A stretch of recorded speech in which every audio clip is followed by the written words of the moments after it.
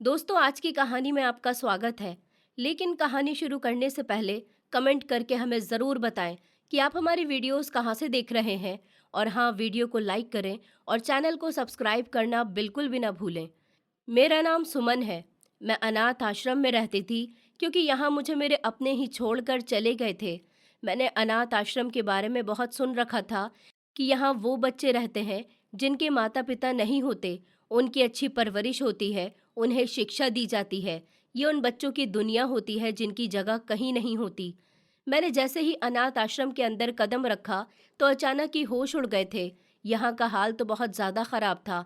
एक लंबी लाइन लगी हुई थी जिसमें कुछ दुबले पतले डरे सहमे हुए बच्चे हाथों में खाली प्लेट्स थामकर अपने हिस्से का खाना लेने के लिए इंतज़ार कर रहे थे। मैंने अक्सर अनाथ आश्रम के बारे में सुना था, फिल्मों में देखा था, मगर असल हकीकत में मैं नहीं जानती थी कि अनाथ आश्रम में क्या होता है। फिल्मों में तो यही दिखाया जाता था कि अनाथ आश्रम में रहने वाले बच्चे खुश होते हैं, लेकिन यहाँ तो सब कुछ उल्टा था। एक बदतमीज और घमंडी औरत मेरी तरफ बढ़ी। उसने बिना कुछ कहे मेरे हाथ से मेरा बैग झटक कर एक तरफ रख दिया और खाली प्लेट मेरे सुन्न होते हुए हाथों में थमा दी और बहुत ही घमंडी और ऊंची आवाज में चिल्लाकर बोली, जाओ, इस लाइन में खामोशी से खड़ी हो जाओ। खाना लेना है तो अपने लिए खुद प्लेट लेकर लाइन में लगना होगा। तुम कोई राजकुमारी नहीं हो जो तुम्हें तुम्हारे बेड पर खाना देने कोई आएगा। मैं उसकी आवाज़ सुनकर डर गई थी और चुपचाप उन बच्चों की लाइन में जाकर लग गई, जहां हर लम्हा गुजरने के साथ मेरी आंखों से लगातार आंसुओं के मोती गिरकर गालों को भिगो रहे थे। वक्त गुजरता गया और मैंने यहाँ रहने की आदत बना ली थी, क्योंकि अब यही मेरा संसार था। यहाँ पर रहने की मुझे आदत डालनी थी। मैंने अपने दिल में स्वीकार कर लिया था कि एक अनाथ की जिंदगी ऐसी ही होती है। जिसके माता पिता नहीं होते उसका इस दुनिया में कोई नहीं होता, और बिन माँ बाप के बच्चों को कोई भी आसानी से रौंद देता है। पिछले 5 सालों की दर्दनाक फिल्म मेरी आंखों के सामने घूमने लगी थी। जब मैं छोटी थी और मेरे माता पिता एक हादसे में मुझसे हमेशा हमेशा के लिए दूर हो गए थे। मैं उनकी इकलौती बेटी थी। मेरी माँ के पेट में 5 महीने का बच्चा पल रहा था, वो भी उनके साथ साथ इस दुनिया से चला गया था। काश अगर मेरे माता पिता आज जिंदा होते तो मेरे पास मुझसे छोटा मेरा कोई भाई या बहन होती। लेकिन ऊपर वाले ने मुझसे मेरा सब कुछ छीन लिया था। मैं अनाथ और लावारिस हो गई थी। ऊपर वाले का दिया हमारे पास सब कुछ था, लेकिन मम्मी पापा के जाने के बाद तो जैसे कुछ भी बाकी नहीं रहा था। हमारे बहुत सारे रिश्तेदार थे, मगर वो सभी रिश्तेदार तब तक मेरे हमदर्द थे जब तक मेरे माता पिता जिंदा थे। उनके जाने के बाद तो जैसे हर कोई मेरी जिम्मेदारी से मुंह फेरने की कोशिश कर रहा था। मेरे पापा की साइड वाले रिश्तेदारों ने मुझे अपने घर रखने से इनकार कर दिया था, क्योंकि अपने परिवार में मैं अकेली जिंदा बची थी। ये एक बस में हुआ हादसा था, जहां हमारा पूरा परिवार दिल्ली घूमने के लिए जा रहा था। लेकिन रास्ते में ही एक ऐसा हादसा हुआ जिसमें मेरा परिवार बच नहीं सका और भी काफ़ी लोग घायल हुए थे। मुझे भी चोट आई थी। मुझे अस्पताल पहुंचा दिया गया था। जब मुझे होश आया तो मुझे मेरे रिश्तेदारों के हवाले कर दिया गया। वो मेरे चाचा जी थे, मेरी बुआ भी थीं, मगर उनमें से कोई भी मुझे अपने घर में जगह नहीं देना चाहता था। उन लोगों को पता था कि मेरे ननिहाल वाले भी हैं, इसलिए उन्होंने मुझे मेरे मामा जी के घर भेज दिया। मामा जी भी मेरी जिम्मेदारी नहीं लेना चाहते थे, क्योंकि मामी ने उनसे मना किया था, मगर ज़बरदस्ती मेरे चाचा और बुआ ने मुझे उनके हवाले कर दिया। बस तभी से ही मैं इन लोगों के लिए बोझ बन गई थी। मामा जी तो मुझसे मोहब्बत करते थे, क्योंकि मैं उनकी बहन की इकलौती बेटी थी, मगर मामी को मेरा उनके घर में रहना बिल्कुल भी पसंद नहीं था। उनकी रोज़ रोज़ की झूठी शिकायतों और कान भरने की आदत ने मामा जी को भी मुझसे नफरत करने पर मजबूर कर दिया था। उनके झूठ की वजह से वो बेवजह मुझ पर गुस्सा निकालने लगे थे। मैं तो कोई गलती भी नहीं करती थी। जितना होता मामा और मामी का कहना मानने की कोशिश करती। मामी का सबसे बड़ा बेटा और उनकी छोटी बेटी दीपिका थी। वो हद से ज़्यादा शरारती और बदतमीज़ थी। मामी हमेशा मुझे यही इल्ज़ाम देती रहती थी कि मैं उनकी लाडली बेटी को मारती हूँ, लेकिन ऐसा कुछ भी नहीं था। मुझे तो खुद दीपिका से बहुत डर लगता था। वो बिल्कुल अपनी माँ पर ही गई थी। झूठ बोलना उसकी आदत थी। वो मुझसे पूरे 3 साल छोटी थी, लेकिन झूठ ऐसे बोलती थी जैसे बहुत बड़ी और तजुर्बेकार हो। हकीकत ये थी कि दीपिका खुद लकड़ी की छड़ी उठाकर मुझे बेवजह मारना पीटना शुरू कर देती थी। वो भी जानती और समझती थी कि उसकी माँ मुझसे नफरत करती है, इसलिए वो भी मुझसे नफरत करती थी। मैं उसके साथ खेलना चाहती थी, मगर वो हमेशा यही कहती थी कि तुम गंदी हो, तुम बहुत बुरी हो, मैं तुमसे नफरत करती हूँ। अगर मैं उससे अपना बचाव करने के लिए उसका हाथ पकड़ लेती तो वो जोर जोर से रोना शुरू कर देती थी, जिस पर चाची मुझ पर बरस पड़ती थी कि तुम मेरी बेटी को तंग कर रही हो, ज़रूर तुमने ही इसके साथ कुछ किया होगा जो उसने रोना शुरू कर दिया। मैं अपनी सफाई में कहती कि नहीं मामी, मैंने तो कुछ भी नहीं किया, बल्कि यही मुझे मार रही थी। उन्होंने कहा, अच्छा, मार रही थी तो बच्ची है, हल्का फुल्का मार भी दिया तो थोड़ी बहुत मार खा लिया करो, इसे क्यों रुला दिया तुमने? घर का हर छोटा बड़ा काम जो मेरी नन्ही सी उम्र और बस से बाहर था, वो मुझे ही अब करना पड़ता था, क्योंकि मामी ने ऐसा किया था। वो हमेशा यही कहती थी कि अब जब हमारे घर में रह रही हो तो घर के काम भी तुम्हें ही करने पड़ेंगे। मुफ्त की रोटियां नहीं तोड़ने दूंगी मैं तुम्हें यहाँ पर। पहले तुम्हारी माँ यहाँ आ जाती थी तुम लोगों को लेकर, तो कुछ दिन ठहर कर चली जाती थी, लेकिन अब तो तुम्हें यहाँ से ले जाने वाला कोई भी नहीं है। मुझे उनके ऐसे तानों का दिन रात सामना करना पड़ता था। मैं खामोशी से हर काम करती थी, और अगर कभी मैं हिम्मत हार कर या थकन से बेहाल होकर मना कर देती तो मुझे सज़ा के तौर पर खाने का एक निवाला भी नहीं दिया जाता था। मामी यही कहती थी कि खाना तब तक नहीं मिलेगा जब तक घर का काम नहीं करोगी। छोटी सी उम्र में घर के कामों का इतना बोझ मेरे कंधों पर डाल दिया गया था कि मुझसे संभाला भी नहीं जा रहा था। जब भूख से मेरी जान निकलने लगती तब मैं तड़प कर उठती और रोते रोते वो सारे काम निपटा देती थी। फिर एक शाम वो दिल दहला देने वाला हादसा मुझे अच्छी तरह से याद था, जिसको मैं नहीं भूल सकती। जब मैंने किचन के पास छुपकर अपने मामा और मामी को आपस में बातें करते हुए सुना था। मामी बड़ी ही चालाकी के साथ मामा को समझा रही थी, झूठ बोल रही थी और मेरे खिलाफ साजिश रच रही थी। उन्होंने मामा से कहा, देखो जी, सुमन को यहाँ रहते हुए साल भर होने वाला है। उसके यहाँ होने से दीपिका को बहुत परेशानी हो रही है। तुम्हारी भांजी हर समय मुझे तंग करती रहती है। मैं यहाँ सुमन को रखकर अपनी बेटी का बचपन खराब नहीं करना चाहती। मामा कहने लगे, अरे तो फिर तुम क्या चाहती हो, मैं क्या करूं? मामी ने धीमे से मुस्कुराते हुए कहा, मैं चाहती हूँ कि तुम कुछ समय के लिए अपनी भांजी को अनाथ आश्रम भेज दो। वो वहाँ खुश रहेगी, वहाँ उसे पढ़ाई करने को भी मिलेगा। मैं तो बस इसलिए कह रही हूँ, वो वहाँ रहकर थोड़ी सी बड़ी और समझदार हो जाएगी तो उसे वापस ले आएंगे। मामी की बात सुनकर मामा ने इनकार कर दिया और कहा, नहीं, मैं ऐसा नहीं कर सकता। अगर मैं ऐसा करूँगा तो रिश्तेदार क्या कहेंगे? हर कोई मुझे बुराई देगा और कहेगा कि बहन की एक ही बेटी है, उसकी जिम्मेदारी भी ठीक से नहीं निभा पा रहे हो। बहन के मरने पर उसका ख्याल रखना चाहिए था और उसको अनाथ आश्रम भेज दिया। ना बाबा ना, जैसे तैसे हम उसे पाल रहे हैं तो रहने दो। मामी उनके बराबर में बैठकर उनको मस्का लगाने लगी और बोली, अजय तुम मेरी बात सुनते ही नहीं हो। कोई कुछ नहीं कहेगा, वैसे भी हमारे घर कोई रिश्तेदार नहीं आता, किसी को क्या पता चलेगा कि हमने सुमन को कहाँ भेज दिया। और अगर कभी कोई यहाँ आ भी गया, सुमन के बारे में पूछने लगा, तो हम कह देंगे कि वो अपने चाचा बुआ की या किसी मासी के घर भी रहने के लिए गई हुई है। मामा फिर भी उनकी बात नहीं मान रहे थे। उन्होंने कहा कि नहीं, मैं ऐसा नहीं करूँगा। अब की बार मामी को गुस्सा आ गया और उन्होंने साफ कह दिया कि अब मुझसे तुम्हारी भांजी का बोझ नहीं उठाया जाता।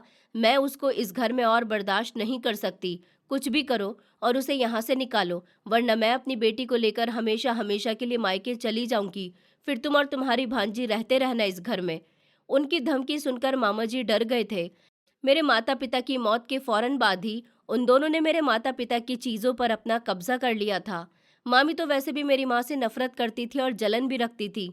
उनके दुनिया से चले जाने पर उन्हें अंदर ही अंदर एक अजीब से खुशी मिली थी, क्योंकि जब हम लोग मामा जी के यहाँ आते थे तब उनको हमारी सेवा करना बिल्कुल भी अच्छा नहीं लगता था और वो चाहती थी कि हम उनके घर पर ना आया करें। अनाथ आश्रम की इस लाइन में खड़े खड़े ये सारी कड़वी बातें याद करके मेरा दिल फट रहा था और मुझे अपना वही पुराना घर शिद्दत से याद आ रहा था, जहाँ कभी मेरे माता पिता की मोहब्बतें बिखरी हुई थी। यहाँ आते समय मैंने मामा जी के आगे हाथ जोड़े थे, रो रो कर उनसे विनती की थी कि वो मुझे एक बार मेरे घर ले जाएं, ताकि मैं अपने पुराने घर को देख सकूं, वहां जाकर अपनी पुरानी यादें ताज़ा कर सकूं, अपने माता पिता की खुशबू को महसूस कर सकूं। मगर उन्होंने बड़ी ही बेरहमी से कहा कि अभी टाइम नहीं है, फिर कभी ले जाऊंगा, और फिर सीधा लाकर वो मुझे इस वीरान जगह पर छोड़ गए। अगर वो ऐसा नहीं करते तो मामी ने जो उनको धमकी दी थी वो उसे पूरा कर देती। वो तो वैसे भी अपनी पत्नी से बहुत डरते थे। जब मेरी खाना लेने की बारी आई तो ड्यूटी पर मौजूद औरत ने मेरी प्लेट में एक सूखी रोटी और थोड़ी सी दाल डाल दी। मैंने देखा कि सारे ही बच्चे ज़मीन पर बैठकर बेदिली से उस खाने को खा रहे हैं। मैं भी एक कोने में जाकर बैठ गई थी, मगर गम और डर की वजह से निवाला मेरे गले से नीचे नहीं उतर रहा था। खाना खत्म होने के बाद मुझे मेरा बिस्तर दिखा दिया गया था, जहां मैं अपना बैग रखकर अपनी डरी हुई नजरों से इधर उधर देख रही थी। कुछ बच्चे अपने आप में मगन खेल रहे थे, तो कुछ मेरी ही तरह दीवार से टेक लगाकर खामोशी से बैठे थे। अनाथ आश्रम के इस उदास माहौल में मेरी मुलाकात प्रियंका नाम की एक लड़की से हुई, जो उम्र में मुझसे काफ़ी बड़ी और समझदार लगती थी। वो मेरे पास आकर बैठ गई और बड़ी हमदर्दी से पूछने लगी कि तुम इतनी परेशान क्यों हो? क्या तुम मेरी दोस्त बनोगी? मैंने मायूसी की हालत में हाँ कर दी थी, क्योंकि यहाँ पर मैं नई थी और अपने आप को अकेला महसूस कर रही थी। इसलिए मुझे किसी दोस्त की ज़रूरत थी। तो मैंने सर हाँ में हिला दिया था और उससे हाथ मिला लिया। प्रियंका ने मुझे बताया कि उसकी माँ की मौत हो गई थी। इसके बाद उसके पिता ने दूसरी शादी कर ली और उसकी सौतेली माँ ने उसे यहाँ अनाथ आश्रम में छोड़ दिया। लेकिन प्रियंका का चेहरा उस समय खुशी से चमक उठा, जब उसने बताया कि उसके पिता अक्सर उससे मिलने के लिए आ जाते हैं और उसके लिए खिलौने, कपड़े और भी बहुत अच्छा अच्छा सामान लेकर आते हैं। इसलिए वो उनका हमेशा इंतजार करती है। उसके पिता तो उसे ले जाना चाहते हैं, लेकिन वो अपनी दूसरी पत्नी की तरफ से मजबूर है। मैं हसरत भरी नजरों से उसके खिले हुए चेहरे को देख रही थी और दिल ही दिल में सोच रही थी कि उसके पिता तो जिंदा हैं और वो उससे प्यार भी करते हैं, उससे मिलने भी आते हैं, लेकिन मेरा तो इस दुनिया में कोई नहीं रहा। मुझे कौन मिलने आएगा? जो मेरे अपने थे वो तो खुद जानबूझकर मुझे यहाँ छोड़ कर गए हैं, ताकि मैं कभी उनकी ज़िंदगी में दोबारा वापस न जा सकूं। अगली सुबह सारे बच्चों को सुबह सवेरे उठा दिया गया था और अनाथ आश्रम की सफाई सुथराई का काम शुरू हो गया था। छोटे छोटे बच्चों से भी उनकी ताकत से बढ़कर काम करवाए जा रहे थे। मैं भी उनके साथ सफाई करने में उनकी मदद कर रही थी। यहाँ की वार्डन हद से ज़्यादा सख्त और बेरहम औरत थी, जो ज़रा सी गलती या सुस्ती पर भी बच्चों को थप्पड़ मार देती थी। इसी तरह घुट घुट कर मेरा एक हफ्ता यहाँ पर गुजर गया था और प्रियंका से मेरी गहरी दोस्ती हो गई थी। प्रियंका बहुत अच्छी लड़की थी, मुझे उसके साथ बातें करना अच्छा लगता था। एक दिन हम दोनों अनाथ आश्रम के अंदर बने हुए एक छोटे से पार्क में खड़े थे कि मेन गेट के पास खड़े हुए चौकीदार काफ़ी देर से हम दोनों को घूर रहे थे।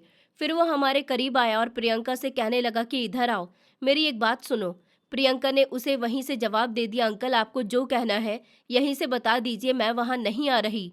वो चौकीदार गुस्सा हो गए और बोला कि समझ नहीं आती, जब कहा है यहाँ आओ तो इधर आ जाओ। प्रियंका ने मुझसे कहा कि तुम 2 मिनट यहीं रुको, मैं अभी उनकी बात सुनकर आती हूँ।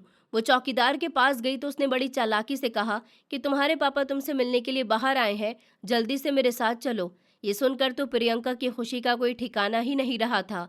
वो फौरन ही उस चौकीदार का हाथ पकड़कर जाने लगी और जाते जाते उसने पलटकर मेरी तरफ बड़ी दिलचस्पी से देखा था। मेरे दिल में भी एक कसक उठी थी कि काश मेरे भी पिता जिंदा होते तो वो मुझसे मिलने आते। प्रियंका तो चली गई थी और मैं पार्क में अकेली काफ़ी देर तक बैठी उसका इंतज़ार करती रही, लेकिन फिर वो वापस नहीं आई।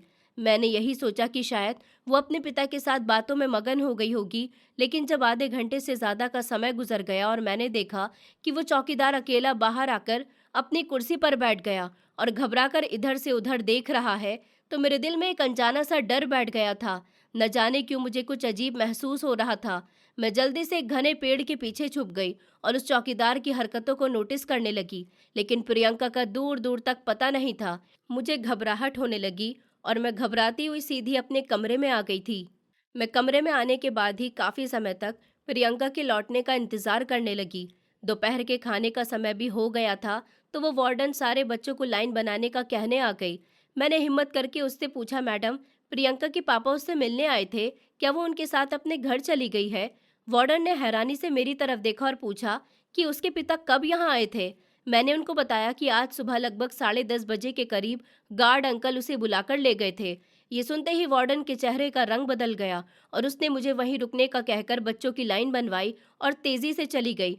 कुछ ही देर के बाद अनाथ आश्रम में शोर मच गया और वार्डन बेहाल होकर आई। उसने मेरा हाथ मजबूती से पकड़ा और मुझे सीढ़ियां चढ़ाते हुए ऊपर बड़े ऑफिस में ले गई। वहां वो चौकीदार भी सामने बैठा हुआ था और एक बड़ी उम्र की औरत सुपरिंटेंडेंट की बोर्ड की सीट पर विराजमान थी। मुझे देखते ही उन्होंने प्यार से पूछा, बेटी बताओ, तुमने प्रियंका को कहाँ जाते हुए देखा था? मैंने बेझिझक चौकीदार की तरफ उंगली उठा दी और कहा कि इन अंकल ने प्रियंका को ये कहकर बुलाया था कि तुम्हारे पापा आए हुए हैं और तुम्हारा इंतजार कर रहे हैं। उसके बाद वो उनके साथ चली गई थी। ये सुनते ही चौकीदार गुस्से से लाल पीला हो गया और चीख कर बोला कि लड़की, झूठ मत बोलो। उसने बड़ी मैडम की तरफ देखा और बोला, मैडम, ये लड़की झूठ बोल रही है, इसे किसी ने सिखाकर भेजा है। मैं कोई पागल हूँ जो गेट खोलकर किसी को मिलने दूंगा बिना वार्डन की इजाजत के। वो लगातार मेरी बात से मुकर रहा था और उसकी लाल आंखें मुझे डरा रही थी। लेकिन मैंने डरते डरते फिर वही कहा कि अंकल, झूठ तो आप बोल रहे हैं, प्रियंका आपके साथ ही तो गई थी। उसके बाद वहाँ की बड़ी मैडम ने मुझे अपने पास बिठाया और 2 गार्ड्स और वार्डन को साथ लेकर मुझे उस जगह को दिखाने को कहा जहाँ चौकीदार प्रियंका को ले गया था। मैं उन्हें अनाथ आश्रम के पीछे की साइड बने हुए कबाड़ खाने वाले अंधेरे कमरे की तरफ ले गई थी और बताया था कि मैंने प्रियंका को इस कमरे में दाखिल होते हुए देखा था। चौकीदार के चेहरे की रंगत पूरी तरह से उड़ चुकी थी। वो बार बार यही दोहरा रहा था कि ये बच्ची झूठ बोल रही है। लेकिन मैडम के हुक्म पर जब 2 लंबे चौड़े बॉडीगार्ड ने वहां पर पुराना पड़ा सामान और भारी लकड़ी के तख्ते हटाए तो अचानक मेरी नज़र कोने में पड़ी प्रियंका की चप्पल पर गई। मैंने चीख कर कहा कि वो रही प्रियंका। जब उसे बाहर निकाला गया तो वो बेहोश थी और उसके कपड़े खून में लथपथ थे। इस खतरनाक नज़ारे ने मेरे छोटे से दिमाग में ऐसा डर बिठा दिया था कि मैं थर थर कांपने लगी थी। पुलिस और स्टाफ ने जल्दी से चौकीदार को दबोच लिया और प्रियंका को अस्पताल ले गए। वार्डन ने मुझे सख्ती से डराकर धमकाया था कि इस हादसे के बारे में मैं किसी भी बच्चे या बाहर के किसी भी इंसान को हरगिज भी नहीं बताऊं, वरना मेरा अंजाम अच्छा नहीं होगा। ये खतरनाक हादसा मेरे दिमाग पर ऐसा सवार हुआ था कि मैं रातों को चीखे मार कर उठ बैठती थी। मुझसे खाना भी नहीं खाया जा रहा था और मैं किसी को अपने करीब आते देखकर बुरी तरह से घबरा जाती थी। मेरे हाथ पांव कांपने लगते थे। प्रियंका कहाँ गई उसका कुछ पता नहीं चला और 3 महीने गुजरने के बावजूद मैं अकेली रह गई। मुझे हर दिन प्रियंका की याद आती थी। उसका मुस्कुराता हुआ चेहरा मेरी आंखों के सामने आ जाता था। फिर एक दिन वही वार्डन मेरे पास आई और बोली कि तुम्हारी कोई मासी है, वो तुमसे मिलने के लिए आई है। मेरी मासी? ये सुनकर मैं हैरान रह गई।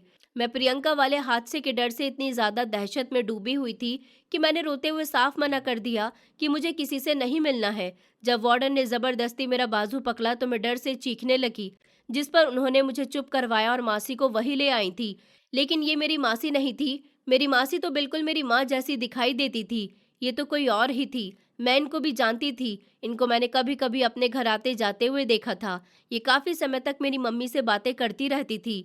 वो वार्डन के साथ चली आ रही थी। उन्होंने मेरे सर पर हाथ रखा और बोली, तुम सुमन, तुम तो बिल्कुल अपनी माँ जैसी हो बेटी। मैं तुम्हें लेने आई हूँ। तुम अब से मेरे घर में रहोगी। ये सुनते ही मैं हैरान हो गई थी कि वो मुझे यहाँ क्यों लेने आई थी। मैंने अपने सर से उनका हाथ हटाया। उन्होंने मेरी आंखों में देखा और बोली, देखो, मुझसे घबराओ नहीं। मैं जानती हूँ कि तुम्हारे मम्मी पापा इस दुनिया में नहीं है और तुम्हारे मामा तुम्हें यहाँ छोड़ गए हैं। मैं तुमसे मिलने के लिए तुम्हारे मामा के घर गई थी, मगर जब तुम वहाँ नहीं मिली तो मुझे यहाँ आना पड़ा। मैं तुम्हारी मम्मी की बहुत अच्छी दोस्त हूँ। मेरा नाम साक्षी है। मुझे अपनी दोस्त की याद आ रही थी। मैंने सोचा कि क्यों ना मैं उसकी बेटी को अपने घर ले चलूं। इतना कहने के बाद उन्होंने मेरा हाथ पकड़ा और मुझे अपने साथ चलने को कहा और बताया कि वो मेरी कागजी कार्यवाही पूरी करके मुझे अपने घर ले जाने के लिए आई हैं। मैंने भी सुकून की सांस ली थी, क्योंकि अब मैं इस खतरनाक अनाथ आश्रम में नहीं रहूंगी, बल्कि अपनी माँ की सहेली के घर चली जाऊंगी। ये सुनकर मेरे दिल को थोड़ी तसल्ली हुई थी और मैं खामोशी से उनके पीछे चलती थी। साक्षी आंटी मेरी माँ की बहुत अच्छी दोस्त थी। मेरे दिल में इस नरक जैसे अनाथ आश्रम से निकलने की खुशी थी। मैं उनकी बड़ी सी गाड़ी में बैठ गई और गाड़ी अपनी मंजिल की तरफ रवाना हो गई। गाड़ी एक बड़े और आलीशान बंगले के सामने आकर रुकी थी। ये वही घर था जिसे मैंने अपनी जिंदगी में पहले कभी नहीं देखा था। साक्षी आंटी ने गाड़ी से उतरते ही मेरा पुराना बैग अपने हाथ में थामा और मुझे अंदर आने का इशारा किया।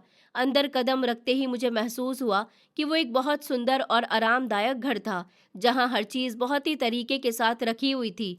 साक्षी आंटी मुझे सीधे एक बड़े और सुंदर हॉल में ले गईं और मुझे सोफे पर बैठने को कहा। कुछ ही देर के बाद उन्होंने मोहन काका को आवाज लगाई, जो मेरे पिता की उम्र के आदमी थे, जो जल्दी हमारे लिए ठंडा पानी और जूस लेकर आ गए थे। मोहन काका ने मुस्कुराकर मुझे पानी का गिलास थमा दिया और बड़े हमदर्दी से मेरी तरफ देखा। साक्षी आंटी ने पानी का घूंट पीते हुए मोहन काका को हुक्म दिया कि इसके लिए जो जगह बनाई है और जो कमरा सेट किया है वो इसे दिखा दो, और अब यह हमेशा यही रहेगी। मोहन काका ने मेरा बाजू बड़ी नरमी से पकड़ा और मुझे इस बड़े से बंगले की साइड पर बने एक अलग हिस्से की तरफ ले जाने लगे, जब हम उस कमरे में दाखिल हुए तो मैंने देखा कि वो छोटा सा कमरा उस महल जैसे बंगले से बिल्कुल अलग था, जो घर से बिल्कुल अलग आंगन के कोने में बना हुआ था। वो एक पुराना और छोटा सा क्वार्टर था। बंगले के सारे कमरे बड़े और सुंदर थे, लेकिन ये कमरा काफी खराब और गंदा था। कमरे के कोने में लकड़ी की एक छोटी सी पुरानी अलमारी बनी हुई थी और जमीन पर दो चारपाइयां बिछाई गई थी। मोहन काका ने मेरी तरफ देखा और धीमे अंदाज में बोले कि बेटी, आज से तुम मेरे साथ इसी कमरे में यहीं रहोगी। ये चारपाई तुम्हारी है और यही मालकिन का हुक्म है। एक चारपाई पर मैं सो जाया करूंगा और दूसरी पर तुम सो जाया करो। मैंने अपना बैग खामोशी से एक तरफ रख दिया था और चारपाई के किनारे बैठकर अपने दिल को संभालने लगी। मैं सोच रही थी कि ऊपर वाले ने मुझे अनाथ आश्रम के उस खतरनाक माहौल से निकाल दिया, लेकिन अब ये नई आजमाइश में मैं आकर फंस गई हूँ और न जाने मेरी किस्मत अब मुझे और कहाँ कहाँ ले जाएगी। थोड़ी देर लेटने के बाद जब मैं उठी तो मोहन काका किचन की तरफ जाने लगे और मुझे भी अपने साथ आने का इशारा किया। हम दोनों चलते हुए किचन में आ गए थे, जहां उन्होंने मुझसे कहा कि तुम मेरे साथ छोटे मोटे काम करवा दिया करो बेटी, इस तरह तुम्हारा दिल भी लगा रहेगा और वक्त भी आसानी से गुजर जाएगा। वो बहुत अच्छे और भोले इंसान थे। वो बात बात पर मुझे बेटी कहा करते थे। मैं चुपचाप उन्हें किचन का सामान और बर्तन पकड़ाने लगी थी। जो वो मुझसे मांगते थे मैं उनको दे दिया करती थी। जबकि यही काम करते हुए अचानक मुझे हॉल की तरफ से साक्षी आंटी की तेज आवाज सुनाई दी, जो किसी अड़ोस पड़ोस की औरत से बातें कर रही थी। साक्षी आंटी कह रही थी कि इस लड़की को यहाँ लाना एक तरह से मेरी मजबूरी भी थी, क्योंकि जब मैं अपनी सहेली की खबर लेने के लिए उसके भाई के घर गई तो उसकी भाभी और भाई ने मुझे बताया मेरी सहेली की बेटी उनके ही घर में रहती है। मैंने सोचा कि क्यों ना मैं उसे अपने घर ले आऊं। वैसे भी उसके माता पिता इस दुनिया में नहीं है और मामा मामी को देखकर तो ऐसा लग रहा था जैसे वो उससे मोहब्बत ही नहीं करते। तो मैंने उनको बोल दिया, अगर मेरी सहेली रेखा की बेटी मुझे दे दी जाए तो मैं उसका अच्छे से ख्याल भी रखूंगी और आप लोगों के सर से भी जिम्मेदारी उतर जाएगी। मेरी बात सुनते ही उन लोगों के चेहरे पर मुस्कुराहट आ गई। फिर उन्होंने मुझे बताया कि हमने उसे अनाथ आश्रम भेज दिया था, क्योंकि हमसे भी उसकी जिम्मेदारी उठाई नहीं जा रही थी। मैंने सोचा ठीक है, मैं वहां से जाकर उसे ले आऊंगी, मगर फिर वो तुम लोगों को कभी नहीं मिलेगी। उन्होंने कहा जी ठीक है, आप इसे ले जाइए, हमें वो चाहिए भी नहीं।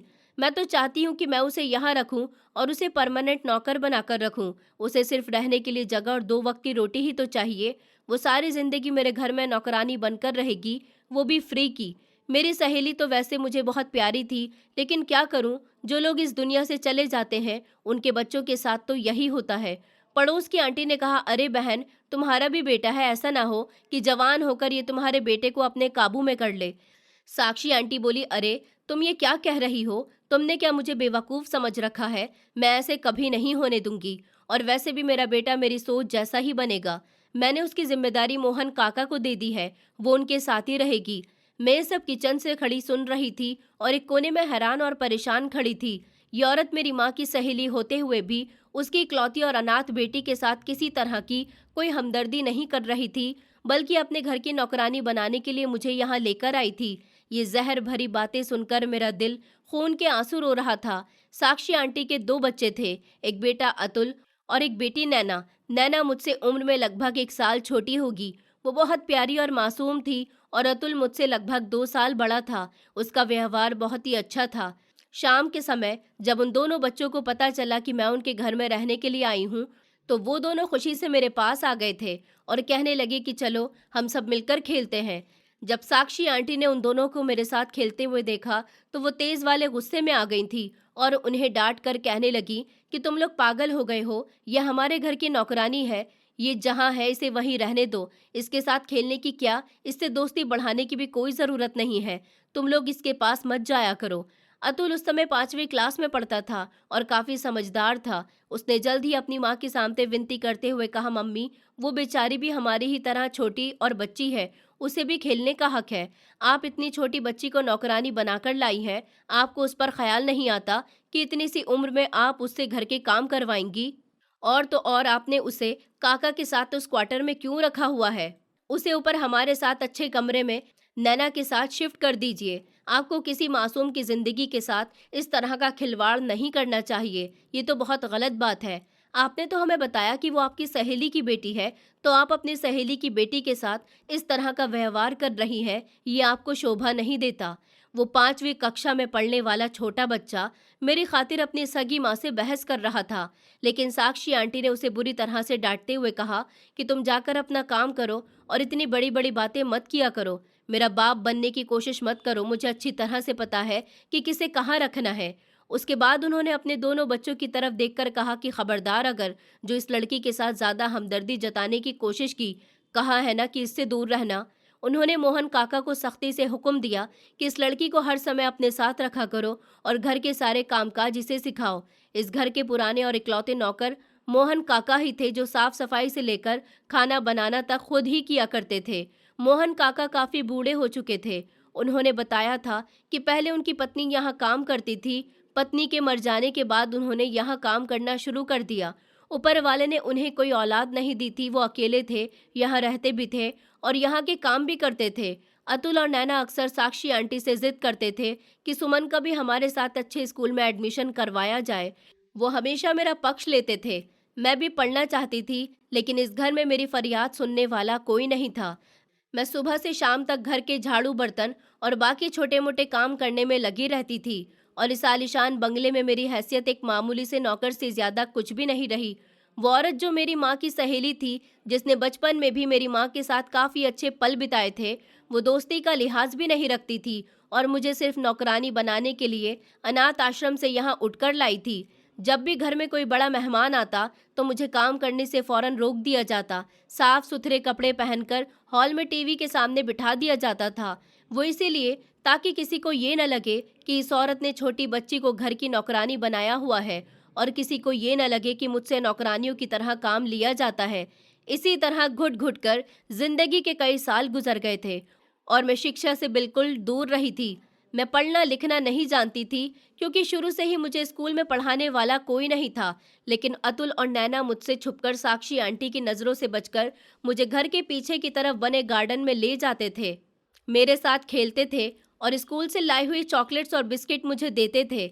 जब कभी साक्षी आंटी को इस बात का अंदाज़ा होता कि उनके बच्चे मेरे लिए कुछ लेकर आए हैं, तो वो उन दोनों को डांट दिया करती थी। लेकिन इसके बावजूद भी अतुल अपनी जेब खर्च से मेरे लिए अलग से खाने पीने की चीज़ें और खिलौने लाकर खामोशी से मेरे क्वार्टर में रख जाता था। फिर एक दिन ऐसा आया कि बंगले में ज़बरदस्त गर्मा गर्मी का माहौल छा गया था और एक बड़ी शानदार पार्टी ऑर्गेनाइज की गई थी। उस दिन मुझे भी साक्षी आंटी की तरफ से एक अच्छा और नया ड्रेस पहनने को दिया गया था, क्योंकि काफ़ी सारे मेहमानों को इनवाइट किया गया था। जब सारे रिश्तेदार और मेहमान आ रहे थे तो अचानक मेरी नज़र सामने से आते हुए मेरे सगे मामा जी पर पड़ी। उन्हें देखकर मेरे दुखों से भरे दिल में एक अजीब सी खुशी और अपनेपन की लहर दौड़ गई थी। आखिर वो जैसे भी थे मेरे अपने थे, मेरी माँ के सगे भाई थे, मेरे रिश्तेदार थे। मैं भागकर उनके पास गई तो उन्होंने मुस्कुराकर मेरे सर पर मोहब्बत से हाथ रखा। इस पर मेरी आंखों से ढेर सारे आंसू झलक पड़े थे। मैंने कहा, मामा जी आप यहाँ कैसे? उन्होंने बताया कि मैं यहाँ केटरिंग का कुछ काम देखने के लिए आया था। तुम यहाँ पर खुश तो रहती हो ना बेटी? मैं उनको क्या जवाब देती। पहले उन्होंने मुझे अनाथ आश्रम भेज दिया और फिर अनाथ आश्रम से मुझे यहाँ तक भिजवा दिया और अब मासूम बनकर मुझसे सवाल कर रहे थे कि मैं यहाँ खुश हूँ या नहीं। मैंने उन्हें कोई जवाब नहीं दिया, बस हल्का सा मुस्कुरा दी। मुझे इस घर में आए हुए पूरे 3 साल हो चुके थे। मामा के साथ तो मेरी काफ़ी सारी बातें हुई थी। मैंने उनसे मामी और दीपिका के बारे में भी पूछा था। कुछ देर के बाद पता चला कि ये पार्टी इस खुशी में रखी गई है कि अतुल को अच्छी शिक्षा देने के लिए उसके माता पिता उसे विदेश भेज रहे हैं। पार्टी में सारे मेहमान खाना खा रहे थे और आज साक्षी आंटी की मजबूरी थी कि वो मुझे सबके सामने घर के मेंबर की तरह ट्रीट कर रही थी। वो दूसरों को यही दिखा रही थी कि वो कितनी हमदर्द और गरीबों की कितनी मदद करती हैं। उन्होंने लोगों को यही बताया हुआ था कि उन्होंने अपने घर में एक मासूम बच्ची को अनाथ आश्रम से अडॉप्ट करके घर में रखा हुआ है और वो उसकी परवरिश कर रही हैं, मगर किसी को नहीं पता था कि वो मुझे नौकरानी बनाकर रख रही है। मैंने सुंदर सा ड्रेस पहना हुआ था, हेयर स्टाइल भी अच्छे से बना हुआ था। जब मैंने शीशे में अपने आप को देखा तो मुझे पहली बार एहसास हुआ था कि मैं काफ़ी सुंदर लग रही हूँ। मैं और नैना एक साथ हॉल में खड़ी थी कि तभी साक्षी आंटी की एक अमीर रिश्तेदार औरत ने मेरी तरफ इशारा करते हुए पूछा कि क्या ये आपकी बेटी है? साक्षी आंटी ने जल्दी से नैना की तरफ इशारा करके कहा कि नहीं जी, मेरी बेटी तो वो है, वो दूसरी वाली। वो औरत मुस्कुराकर बोली कि अच्छा, लेकिन ये पहले वाली लड़की तो ज़्यादा प्यारी और सुंदर है। साक्षी आंटी को इस बात पर अंदर ही अंदर ज़बरदस्त गुस्सा और जलन महसूस हुई थी, लेकिन वो मेहमानों की वजह से खामोश रहीं। उस दिन के बाद जैसे जैसे मैं बड़ी होती गई और मुझ में जवानी के रंग बिखरने लगे, घर में आने वाला हर नया मेहमान मेरी सुंदरता और मेरी मासूमियत की तारीफ किए बिना नहीं रहता था। एक दिन तो साक्षी आंटी का गुस्सा कंट्रोल से बाहर ही हो गया था। उन्होंने मुझे बड़ी ही खतरनाक नजरों से घूरा था और बरसते हुए बोली कि क्या तुम हर समय बन संवर कर तैयारी में व्यस्त रहती हो? मैं आइंदा कभी तुम्हें इस तरह अच्छा हेयर स्टाइल या चेहरे पर मेकअप करते हुए न देखूं। घर में रहती हो तो तरीके से रहा करो, तैयार होकर रहने की कोई जरूरत नहीं है। तुम जरूर मेरी बेटी की चीजें चोरी करके लगाती होगी। अपनी हरकतें ठीक कर लो, कम से कम अपने मरे हुए माता पिता की इज्जत का ही लिहाज कर लो। मैंने यहाँ तुम्हें सिर्फ तुम्हारी माँ की वजह से बर्दाश्त किया हुआ है। अगर मुझे तुम्हारी कोई चालाकी भी नजर आई तो सबसे पहले तुम्हारी टांगे तोड़ दूंगी। फिर तुम मुझसे किसी तरह के रहम की उम्मीद मत रखना। जब भी कोई घर आता है तो तुम दुल्हन बनकर ऐसे सामने आ जाती हो जैसे कोई तुम्हारा रिश्ता लेने आया हो। उस दिन उन्होंने मुझे बेतहाशा जलील किया था और मैं रोती हुई अपने क्वार्टर में आकर चारपाई पर गिर गई थी। थोड़ी देर के बाद जब मोहन काका आए तो उन्होंने बड़ी ही इज्जत से मेरे सर पर हाथ रखा और बोले कि बेटी, मुझे तुम पर बड़ा तरस आता है। मालकिन तुम्हारे साथ कितना बुरा बर्ताव करती है। मुझे लगता है कि एक अनाथ के साथ ऐसा नहीं करना चाहिए, लेकिन तुम रोया मत करो, बल्कि ऊपर वाले से प्रार्थना किया करो और अपने आने वाले अच्छे भविष्य के लिए भी प्रार्थना किया करो। अगर तुम चाहो तो मैं तुम्हें रोज मंदिर ले जाया करूंगा। यहाँ पास में ही एक मंदिर है जहाँ प्रार्थना करने से जल्द ही इच्छा पूरी हो जाती है। उस दिन से मोहन काका मुझे सुबह सवेरे उठाकर मंदिर ले जाते थे। मैं वहां जाकर खूब प्रार्थना करती थी। अब जब भी मुझे फ्री समय मिलता तो मैं घर के मंदिर में जाकर पूजा करने बैठ जाती। मैं ईश्वर के आगे हाथ जोड़कर खूब सारी प्रार्थनाएं करती थी और बस यही सोचती थी कि मेरी आने वाली जिंदगी बेहतर हो जाए। इसी तरह वक्त गुजरता रहा था और मैं एक बच्ची से पूरी तरह जवानी में ढल गई थी। एक दिन साक्षी आंटी की बहन जो अतुल के वापस आने की खुशी में अपनी बहन के घर कुछ दिन ठहरने के लिए आई थी, बाहर के सुंदर गार्डन में साक्षी आंटी के साथ बैठी हुई थी। अतुल अपनी पढ़ाई पूरी करके 2 दिन के बाद विदेश से वापस अपने देश लौट रहा था और पूरे घर में सफाई और आलीशान तैयारियां हो रही थी। मैं किचन से बर्तन ले जा रही थी कि अचानक मुझे साक्षी आंटी की बहन की ऊंची आवाज सुनाई दी। वो जोर जोर से हंसते हुए साक्षी आंटी से कह रही थी कि साक्षी, आखिर इस अनाथ लड़की को तुम कब तक अपने साथ रखोगी? कब तक इसे अपने गले में लटकाने का इरादा है? कहीं ऐसा ना हो कि इस फ्री की नौकरानी को हमेशा के लिए तुम्हें अपने ही घर में संभालना पड़ जाए। साक्षी आंटी ने बड़ी ही हैरानी से पूछा कि आखिर तुम कहना क्या चाह रही हो? उस पर उनकी बहन ने ताने भरे अंदाज में कहा कि जितनी ये लड़की सुंदर है और इसकी सुंदरता में इसकी उम्र बढ़ने के साथ साथ और भी ज्यादा बढ़ावा हो रहा है। अगर अतुल ने वापस आकर इसे एक नज़र देख लिया और कह दिया कि मैं इसी से शादी करूंगा, तो साक्षी, तुम तो बहुत बुरी फंस जाओगी। तुम्हें नौकरानी को बहू बनाना पड़ जाएगा। मैं दीवार की आड़ में खड़ी ये सारी बातें सुनकर हैरान रह गई थी और मेरा सांस सीने में अटक गया था। साक्षी आंटी ने घबराकर जवाब दिया कि हाँ, इस बारे में तो मैंने सोचा ही नहीं था। तुम ही बताओ, अगर तुम्हारी नज़र में कोई गरीब शरीफ या सादा सा कोई लड़का हो तो बताओ, ताकि मैं जल्दी से इसके हाथ पीले करके इसे विदा कर दूं। अब अतुल एक बार वापस आ जाए तो पहला काम यही करूंगी।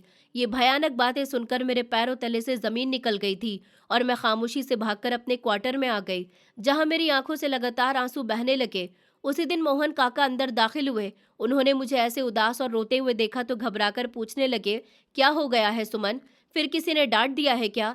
मैंने जल्दी से अपने आंसू साफ किए और बात टालने की कोशिश की, मगर इस बार जब मोहन काका ने मुझसे जिद की तो मैंने उनको जो भी बात सुनी थी वो बता दी कि मैं साक्षी आंटी और उनकी बहन के बीच की बातें सुनकर आई थी। मोहन काका ने मुझे तसल्ली देते हुए मुस्कुराकर कहा कि तुम इन फिजूल बातों की टेंशन मत लिया करो बेटी। तुमने सच्चे दिल से जो ऊपर वाले से प्रार्थना की है वो स्वीकार जरूर होगी। तुम देखना कि ईश्वर तुम्हारी मदद जरूर करेगा और तुम्हारे लिए कोई ऐसा रास्ता पैदा कर देगा कि तुम्हारी जिंदगी मुश्किलों से निकलकर आसानी के रास्तों पर पहुंच जाएगी। बिल्कुल 2 दिन के बाद अतुल भी अपनी पढ़ाई पूरी करके वापस आ गया था। वो पहले से कहीं ज्यादा स्मार्ट और सुंदर लग रहा था, मगर उसके चेहरे पर वही पुरानी मुस्कुराहट और सादगी अभी भी कायम थी जो बचपन में हुआ करती थी। मुझे देखते ही उसका चेहरा खिल उठा था और उसने आगे बढ़कर बड़ी ही खुशी के साथ मुझे हेलो सुमन कहा था। जैसे ही उसने मुझसे बात करने की कोशिश की, पास ही खड़ी साक्षी आंटी की गुस्से भरी नजरें मुझ पर पड़ी और वो तेजी से मुझ पर बरस पड़ी कि जल्दी से किचन में जाओ, खाने का इंतजाम करो। तुम्हारा यहाँ पर क्या काम है? यहाँ क्या कर रही हो तुम? मैं डर कर जल्दी से वहां से हट गई। उसके बाद वो सबको गिफ्ट बांटने लगा और मैं क्वार्टर की खिड़की के शीशे से ये सब कुछ खामोशी से देखती रही। नैना अभी भी मेरा बहुत ख्याल रखती थी और अक्सर मेरी सफाई में अपनी माँ को जवाब दे दिया करती थी। कहती थी कि माँ, आप इस बेचारी पर बेवजह गुस्सा मत किया करो, वो कौन सा आपको कुछ कहती है। मगर साक्षी आंटी उल्टा उसे भी डांट देती थी कि तुम मेरी माँ बनने की कोशिश मत करो। अतुल को अभी आए हुए एक ही दिन हुआ था कि अचानक नैना के लिए एक बहुत ही अमीर और अच्छे परिवार का रिश्ता आ गया और सुबह से ही घर में मेहमानों के स्वागत की तैयारियां शुरू हो गई थी। वो लोग अभी तो सिर्फ नैना को देखने के लिए आ रहे थे। मैं अपने क्वार्टर में गुमसुम बैठी थी कि नैना बड़ी खुश होती हुई मेरे पास आई और कहने लगी, सुमन, मुझे देखने के लिए आज लड़के वाले आ रहे हैं, तुम जल्दी से मेरे साथ मेरे कमरे में चलो ताकि हम मिलकर अच्छे कपड़े डिसाइड कर सकें जो मैं पहनूं। उसने इतनी मोहब्बत और मान से मुझे बुलाया था कि मैं मना नहीं कर सकी और उसके साथ चली गई। हम कमरे में कपड़े पसंद कर ही रहे थे कि अचानक अतुल ने कमरे में झांका और मुझे वहां देखकर वो सीधा अंदर आ गया। उसने बड़ी ही नरमी से मुझसे कहा कि तुम कैसी हो सुमन। उसकी इस बात पर मैं मासूमियत से मुस्कुरा दी। वो कहने लगा कि मैं तुम्हारे लिए भी एक स्पेशल गिफ्ट लाया हूँ, मगर मम्मी के डर से तुम्हें सबके सामने नहीं दे सका। तुम यहीं बैठो, मैं अभी लेकर आता हूँ। कुछ देर के बाद वो एक एनवेलप हाथ में लेकर आया और वो एनवेलप मुझे देते हुए बोला कि इसे खामोशी से क्वार्टर में ले जाना, मम्मी को इस बारे में बिल्कुल भी पता नहीं चलना चाहिए। नैना ने जल्दी से अक्लमंदी का सबूत देते हुए अपना एक पुराना सूट उस लिफाफे के ऊपर रख दिया ताकि अगर साक्षी आंटी देख भी ले तो यही समझेंगी कि नैना ने अपने पुराने कपड़े मुझे दिए हैं। मैं वो लिफाफा संभाले तेजी से अपने क्वार्टर में आ गई थी और जब उसे खोल कर देखा तो मेरी आंखें खुली की खुली रह गईं। उसमें महंगे ब्रांड की क्रीम थी, चेहरे पर लगाने वाली क्रीम, और एक स्मार्टफोन था। मैंने जिंदगी में कभी मोबाइल फोन का इस्तेमाल नहीं किया था, इसलिए डर के मारे उसे जल्दी से कपड़ों के नीचे छुपा दिया। मुझे डर था कि अगर साक्षी आंटी ने देख लिया तो वो मेरी जान ही ले लेंगी। मैंने सोचा कि मैं इस बारे में मोहन काका से विचार करूंगी। जब मोहन काका काम निपटाकर कमरे में आए तो मैंने उन्हें वो सारे गिफ्ट दिखाए। वो हैरान होकर मुझे देखने लगे और फिर सीरियस होकर बोले कि अगर मालकिन को इस बारे में पता चल गया तो वो तुम्हारे चरित्र पर बेबुनियाद दाग लगा देंगी और तुम पर वो बोझ डाल देंगी जो तुमसे बर्दाश्त भी नहीं होगा। इस मोबाइल को चुपचाप अतुल को वापस कर दो। जब तुम्हें चलाना ही नहीं आता तो इसे अपने पास रखने का कोई फायदा नहीं है। मोहन काका की बातों ने मुझे कंफ्यूज कर दिया था, क्योंकि जब भी लोग मेरी इज्जत पर बात करते थे तो मेरे माता पिता को भी बुरी भली बातें कही जाती थी जो मेरे लिए बर्दाश्त से बाहर थी। बातों बातों में मोहन काका ने एक और दर्दनाक हकीकत से पर्दा उठाया कि मालकिन जल्द से जल्द तुम्हारे हाथ पीले करके तुम्हें इस घर से निकालना चाहती हैं। उन्होंने अपनी जमीनों पर काम करने वाले गरीब नौकर के बेटे से तुम्हारी बात तय कर रखी है, क्योंकि उन्हें डर है कि कहीं उनका बेटा अब तुमसे हमदर्दी में मोहब्बत न कर बैठे। और तुम्हारे घर के बारे में भी मैंने कुछ सुना है कि मालकिन ने तुम्हारे माता पिता के उस घर को बेचने का प्लान बनाया है जो तुम्हारे नाम पर था, ताकि उस रकम से तुम्हारी शादी का खर्चा पूरा किया जा सके और उनकी अपनी जेब से एक रुपया भी न लगे। अपने माता पिता का वो प्यार और घर जिसकी यादें आज भी मेरे दिल में कसक पैदा करती थी, उसके बिछड़ने का सुनकर तो मेरा दिल दुख से भर गया था। मेरी चाहत थी कि काश मैं एक बार उस घर को देख सकती जहां मेरे माता पिता ने अपनी पसंद का सामान सजाया था, मगर ये चाहत सिर्फ चाहत ही रही थी। मैं मोहन काका के गले लगकर फूट फूट कर रो पड़ी थी। इसी सब में अतुल मोहन काका को बुलाने के लिए क्वार्टर में दाखिल हुआ और मुझे इस तरह सिसकते हुए देखकर ठिठक गया। उसके बार बार पूछने पर मैंने रोने की वजह सिर्फ इतनी बताई कि मुझे अपने माता पिता की बहुत याद आ रही है। अगली ही सुबह साक्षी आंटी ने मुझे नैना का एक पुराना इस्तेमाल किया हुआ सूट लाकर दिया और ठंडी आवाज में कहा कि आज शाम तुम्हारी शादी है, खामोशी से तैयार हो जाना और नैना तुम्हें तैयार कर देगी। मैं जो इस घर में एक नौकरानी से ज्यादा अपनी हैसियत नहीं रखती थी, उनके इस फैसले पर कोई एतराज कैसे कर सकती थी। मैंने खामोशी से सर झुका दिया था। घर के मंदिर में गई, हाथ जोड़े और रो रोकर ऊपर वाले से प्रार्थना करने लगी कि अब मुझसे और बर्दाश्त नहीं होता, मुझे मुसीबत में डाला जा रहा है। न जाने जो लोगों के पास मैं जा रही हूँ वो मेरे साथ क्या सुलूक करेंगे। रोते रोते मेरी आंख लग गई थी और जब आंख खुली तो मोहन काका ने मुझे क्वार्टर में चलकर सोने के लिए कहा था। मैंने रोते हुए मोहन काका के हाथ थाम लिया और कहा, काका, कल मुझे आप ही विदा करना। मैं आपको ही अपना पिता मानती हूँ, क्योंकि आप मुझे अपने पिता की तरह लगते हो। मेरी इस दर्दनाक बात पर मोहन काका के भी आंसू निकल आए थे। उन्होंने मुझे गले से लगाकर खामोश करवाया और कहने लगे, बेटी, तुम भी मेरे लिए मेरी बेटी की तरह ही हो। अगर मेरी बेटी होती तो बिल्कुल तुम्हारे जैसी होती। मैं तुम्हारे अच्छे भाग्य के लिए दिन रात प्रार्थना करूंगा। अगली सुबह लगभग 9 बजे के समय नैना मेरे पास आई और मुझे अपने कमरे में ले जाकर तैयार करने लगी। हालांकि वो कपड़े नैना की उतरन थे, मगर जब मैंने उन्हें पहना और शीशे में देखा तो ये तो बहुत ही कीमती और सुंदर कपड़े लग रहे थे। नैना ने मुस्कुराकर कहा, सुमन, तुम तो बिना किसी मेकअप के भी बहुत प्यारी लग रही हो। देखना, तुम्हारा पति तुम्हारा दीवाना हो जाएगा। उसी लम्हे अतुल ने दरवाजा खोलकर अंदर देखा। उसकी नजरें मुझ पर पड़ी तो उसके कदम वहीं रुक गए। उसने कुछ सेकंड मुझे ध्यान से देखा और फिर खामोशी से चला गया। आधे घंटे के बाद मोहन काका भागते हुए आए कि लड़के वाले आ गए हैं, चलो बाहर चलो। नैना ने मेरा बाजू पकड़ा और मुझे हॉल में लेकर आ गई, मगर जैसे ही मेरी नज़र पंडित जी के पास बैठे हुए दूल्हे पर पड़ी तो मेरे पैरों तले से ज़मीन ही निकल गई, क्योंकि वो कोई जवान लड़का नहीं था, बल्कि एक अधेड़ उम्र का आदमी था। अभी शादी की रस्में शुरू ही होने वाली थी कि अचानक अतुल तूफान की तरह कमरे में दाखिल हुआ। उसने चीख कर कहा, रुक जाइए पंडित जी, आप उठिए और अपने घर जाइए। ये इंसान पहले से ही शादीशुदा है। उसके बाद उसने अपने नौकर का गिरेबान पकड़ा और गुस्से से दहाड़ कर बोला कि तुम्हें शर्म नहीं आई अपने शादीशुदा बेटे के लिए इतनी कम उम्र की अनाथ लड़की का रिश्ता लाते हुए। नौकर ने घबराकर कहा कि छोटे मालिक, इसकी शादी को 3 साल हो गए मगर कोई संतान नहीं है, इसलिए यहाँ रिश्ता लाए हैं। मालकिन ने तो खुशी से इस रिश्ते को स्वीकार कर लिया था। हमने कुछ भी झूठ नहीं बोला है, मालकिन को तो सब पता है। ये सुनते ही अतुल के चेहरे का गुस्से से बुरा हाल हो गया और वो उस नौकर को मारने लगा। अतुल के पिता और साक्षी आंटी ने बीच में आकर अतुल को रोका था। साक्षी आंटी ने गुस्से में कहा कि ये लोग हम सबकी मर्जी से आए हैं और मैं इसकी शादी अपनी मर्जी से कर रही हूँ, तुम्हें क्या तकलीफ है। इस पर अतुल चिल्लाकर बोला, मम्मी प्लीज, आप एक बेसहारा अनाथ बच्ची के साथ इतना जुल्म कर रही हैं। कल को यही सुलूक आपकी अपनी बेटी नैना के साथ भी तो हो सकता है। साक्षी आंटी ने चिल्लाकर कहा, जब इस लड़की को कोई परेशानी नहीं है तो तुम क्यों बीच में आ रहे हो। नैना भी उनसे बोली, मम्मी मैं तो समझी थी कि कोई जवान लड़का होगा, ये तो एक बड़ी उम्र का आदमी है, आपको इस बेचारी पर तरस नहीं आता।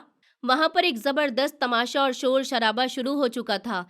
मैं आंखों में आंसू लिए खामोशी से अपनी बदकिस्मती का तमाशा देख रही थी। अतुल इतना ज्यादा गुस्से में था कि मैंने उसे पहले कभी ऐसा नहीं देखा था। अचानक वो आगे बढ़ा, उसने सारे रिश्तेदारों के सामने मेरा हाथ मजबूती से पकड़ लिया और ऊंची आवाज में ऐलान किया कि मैं इससे शादी करूंगा, मैं सुमन से शादी करूंगा। ये सुनते ही साक्षी आंटी और उनके पति के तन बदन में आग लग गई थी और वो अतुल को गालियां देते हुए धक्का देने लगे, मगर अतुल ने मेरा हाथ इतनी ज्यादा मजबूती से पकड़ रखा था कि छोड़ने का नाम ही नहीं ले रहा था। मैं तो दंग और हैरान थी कि मेरी जिंदगी में ये कैसा मोड़ आ रहा है। साक्षी आंटी अपने पति को अतुल से छुड़ाने लगी और इसी धक्कम धक्का में जैसे ही मेरा हाथ अतुल की गिरफ्त से छूटा, मैं डर के मारे वहां से भागी और सीधे अपने क्वार्टर में आकर बंद हो गई। बाहर से विजय अंकल के चीखने की आवाज आ रही थी कि मैंने पहले ही कहा था कि इस अनाथ लड़की को अपने घर में मत रखो, अब इसने हमारे बेटे को अपने जाल में फंसा लिया। मैं अपने कमरे में डरी सहमी कांप रही थी, जैसे ये सारा कसूर मेरा ही हो। मैंने तो इस रिश्ते पर भी कोई एतराज नहीं किया था। अगर वो मेरी शादी सधेड़ उम्र के आदमी से भी तो कर देते तो मैं खामोशी से यहाँ से चली जाती, लेकिन अब हालात बहुत ज़्यादा खतरनाक और ख़राब हो चुके थे। जब अतुल ने देखा कि उसके माता पिता गुस्से से लाल पीले हो रहे हैं और किसी हाल भी मानने को तैयार नहीं है, तो उसने कहा कि अगर आप लोग मुझसे सुमन की शादी नहीं करना चाहते तो मत कीजिए, लेकिन मेरा एक दोस्त है, उसके माता पिता इस दुनिया में नहीं है और उसका अपना अच्छा खासा घर बार है। आप लोग सुमन की शादी वहां तय कर दीजिए, मगर मैं उसकी जिंदगी इस बूढ़े नौकर के बेटे के साथ हरगिज बर्बाद करने नहीं दूंगा। जब उन्होंने देखा कि अतुल एक और रास्ता खोज रहा है तो अंकल और आंटी इस डर से जल्द ही मान गए थे कि कहीं अतुल जिद में आकर मुझसे ही शादी ना कर बैठे। अगले ही दिन अतुल ने उस लड़के को बुला लिया और घर पर ही सादगी से शादी कर दी गई। जब मेरे जाने का समय हुआ तो अतुल मेरे पास आया और उसने नरम आंखों से मुझे देखा और कहने लगा, सुमन, मैंने वो सारा सब कुछ सिर्फ एक चाल के तौर पर किया था ताकि इन लोगों के दिमाग बदल सकूं। अगर मैं वो रास्ता ना अपनाता तो ये लोग जबरदस्ती तुम्हारी शादी उस बूढ़े के साथ कर देते। मैंने तुम्हें हमेशा नैना की तरह अपनी बहन की जगह समझा, लेकिन जिस दिन मैं क्वार्टर में आया और तुम रो रो कर ईश्वर से प्रार्थना कर रही थी, मैं इस लम्हे अपने दिल में फैसला कर लिया था कि जिस तरह मैं अपनी सगी बहन के लिए खड़ा रहता हूँ, उसी तरह हमेशा तुम्हारी ढाल बनूंगा। तुम बिल्कुल फिक्र मत करो। जिस दोस्त से मैं तुम्हारी शादी कर रहा हूँ वो बहुत अच्छा और शरीफ इंसान है, तुम उसके साथ खुश रहोगी। अब से तुम मेरी सगी बहन हो और आज की बात ये याद रखना कि मेरी एक बहन नहीं बल्कि 2 बहनें हैं।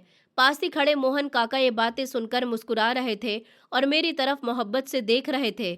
उसके बाद मेरी विदाई की घड़ी आ गई थी। मोहन काका ने एक पिता का रूप धारण कर लिया था और अतुल ने मुझे भाई बनकर बड़ी इज्जत के साथ विदा किया। जब पहली नज़र मेरी अपने पति पर पड़ी तो वो अतुल की ही उम्र का एक स्मार्ट और सुंदर सा जवान लड़का था। वो मुझे अपने घर ले आया तो घर के मेन गेट पर ताला लगा हुआ था। उसने मुस्कुराते हुए ताला खोला और मुझसे बड़ी इज्जत के साथ कहा, आप मेरी पत्नी हो, इस घर में आपका गृह प्रवेश करने वाला कोई भी नहीं है मेरे अलावा, इसीलिए जो आपकी इच्छाएं हैं वो मैं पूरी करूंगा। मैं तो आपका फूलों से स्वागत करता, मैं अकेला ही हूँ। इतना कहकर वो तेजी से अंदर चला गया और पहले से तैयार की गई पूजा की थाली लेकर आया। उसने फूल मेरे ऊपर बरसाया और मेरा गृह प्रवेश किया। उसके बाद वो मुझे कमरे में ले गया और उसने बड़े प्यार से मेरा घूंघट थोड़ा पीछे किया। मुस्कुराते हुए कहने लगा कि आपका इस नई जिंदगी में स्वागत है। वो मुझसे प्यार से कहने लगा कि मैं तो बहुत खुशकिस्मत इंसान हूँ जिसे आप जैसी सुंदर और भोली भाली लड़की मिली है। अतुल ने मेरे साथ वो भलाई की है जिसका एहसान मैं सारी जिंदगी में नहीं चुका पाऊंगा। फिर उसने मुझे अपने बीते हुए समय के बारे में बताना शुरू कर दिया कि किस तरह बचपन में उसके माता पिता इस दुनिया से विदा हो गए थे और जब वो बड़ी मुश्किल से 17 साल का हुआ तो उसके पत्थर दिल चाचा ने उसके पिता के इस घर पर नाजायज कब्जा कर लिया था। उसने हिम्मत नहीं हारी थी, दिन रात मेहनत करके अपनी शिक्षा पूरी की और फिर बड़ी मेहनत के बाद कि अपने पिता का ये घर उसने वापस पा लिया। अतुल उसकी ज़िंदगी को बहुत अच्छी तरह से जानता था क्योंकि वो दोनों स्कूल के ज़माने से एक ही साथ पढ़ते थे और अच्छे दोस्त थे। उसके बाद उसने बताया कि उसका नाम मोहित है। मोहित ने मुझे बताया कि उसने अपनी ज़िंदगी में कितने दुख और गम देखे हैं और साथ ही ये भी कहा कि अतुल ने तुम्हारी पवित्रता, भोलेपन और दुखों के बारे में मुझे सब कुछ सच सच बता दिया था कि तुम कितनी अच्छी और भोली लड़की हो। उसके बाद मोहित ने मेरे दोनों हाथ अपने हाथों में थाम लिए और बहुत ही सीरियस होकर बोला, सुमन, मैं तुमसे वादा करता हूँ कि जिंदगी में तुम्हें कभी रूठने या रोने नहीं दूंगा। जितने आंसू तुमने अपने पुराने समय में बहाए थे बहा लिए, आज के बाद तुम्हारी आंखों में कोई आंसू नहीं आएगा। उसकी ये मोहब्बत भरी बात सुनकर मेरे दुखी चेहरे पर एक सजी हुई मुस्कुराहट खिल उठी थी और मुझे पहली बार एहसास हुआ था कि अपनों की मोहब्बत से जिंदगी कितनी सुंदर हो जाती है। शादी के बाद मेरी जिंदगी बिल्कुल बदल गई थी। मेरा पति मेरा बहुत ख्याल रखता है, मेरी हर बात और मेरी पसंद को इज्जत देता है, मुझे दुनिया की सारी खुशियां देने की कोशिश करता है। अतुल एक सच्चे भाई की तरह अक्सर हमारे घर आता है और मेरी खैर खबर लेता है। हालांकि अंकल और आंटी ने मुझसे सारे संबंध खत्म कर लिए थे, लेकिन मोहन काका एक सगे बाप की तरह लगातार मेरे घर आते थे और उन्हें अपने सामने देखकर मुझे वही खुशी मिलती थी जो एक बेटी को अपने पिता के आने पर होती है। मैंने अपने छोटे से घर को बड़ी ही मोहब्बत से संभाल लिया था। मोहित मामूली सी नौकरी करते हैं, हमारे पास बहुत सारी दौलत तो नहीं है, लेकिन हमारे पास घर है, सुकून है, मोहब्बत और ऊपर वाले की कृपा है। और अब तो मैं माँ बनने भी वाली हूँ। दोस्तों, उम्मीद करती हूँ आपको हमारी कहानी पसंद आई होगी। कहानी पसंद आई है तो वीडियो को लाइक करें, चैनल पर नए हैं तो चैनल को सब्सक्राइब करें और हाँ, नोटिफिकेशन बेल को ज़रूर दबाएं ताकि अगली अपडेट सबसे पहले आपको मिले।